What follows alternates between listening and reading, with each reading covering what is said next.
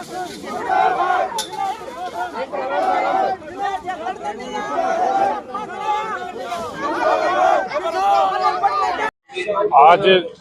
नवलगढ़ नहीं, दोनों जिले सीकर और झुंझुनू के सीमेंट कंपनी प्रस्तावित है। उसके लिए रेलवे की लाइन जो है वो उस कंपनी के लिए निकल रही है, जो दुर्जनपुरा से होकर कोटरा तक जा रही है।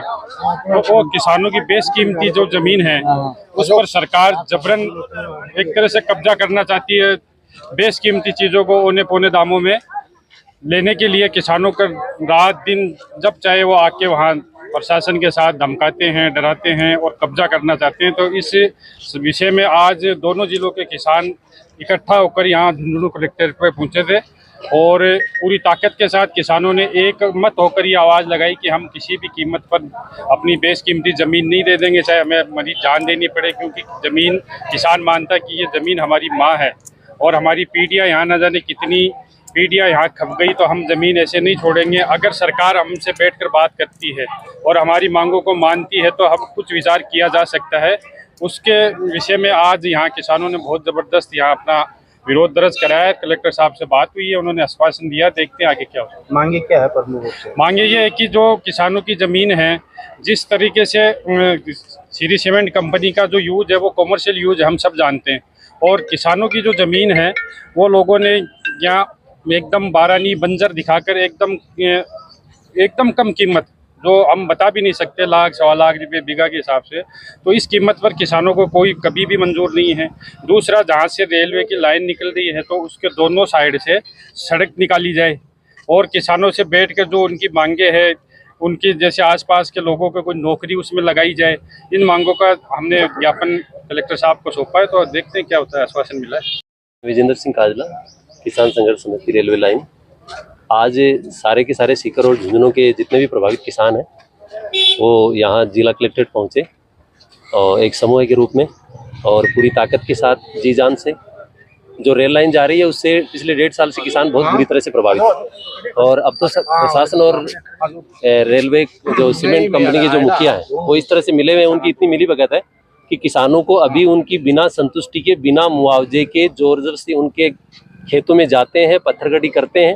2 दिन पहले ही बसावा में इतना मामला हो गया था कि प्रशासन को किसानों की ताकत का वहां जाने के बाद में एहसास हुआ और बैरंग लौटना पड़ा। अब हमारी जो मुख्य मांगे हैं ये है कि पहली चीज़ तो ये है कि किसान जब तक उनकी जो मैं आपके सामने मांगे रखूंगा वो नहीं मान ली जाती, तब तक एक भी किसान वहाँ ज़मीन देने के लिए तैयार नहीं है। अगर फिर भी सरकार उद्योगपतियों को पालना चाहती है और किसी भी कीमत पर रेलवे लाइन निकालना चाहती है, तो हमारी जो मुख्य मांगे हैं वो तो पहली तो ये है कि बाजार रेट तय की जाए और उस बाजार रेट का 4 गुना मुआवजा दिया जाए। 2022 में किसानों और प्रशासन के बीच में जो एग्रीमेंट हुआ था उसमें 26 लाख रुपए प्रति बीघा के हिसाब से हुआ था। मतलब किसान 1 करोड़ और 4 लाख रुपए प्रति बीघा के हिसाब से उनको मुआवजा मिले। दूसरी हमारी मांग ये है कि जो प्रभावित किसान इस रेलवे लाइन के अंदर आएंगे, अगर सरकार लाइन निकालती है तो उसमें प्रत्येक किसान परिवार को सरकारी नौकरी मिले। लाइन के दोनों तरफ सड़क निकाली जाए ताकि जो बची हुई किसान की जमीन है उसका उपयोग सुनिश्चित किया जा सके। इसके साथ जो मंदिर माफी की जमीन है उसको, मंदिर माफी की जमीन को जब सरकार कंपनी के नाम करा सकती है तो मंदिर माफी की जमीन को सरकार किसान के नाम भी कर सकती है, तो उसको किसान के नाम से किया जाए।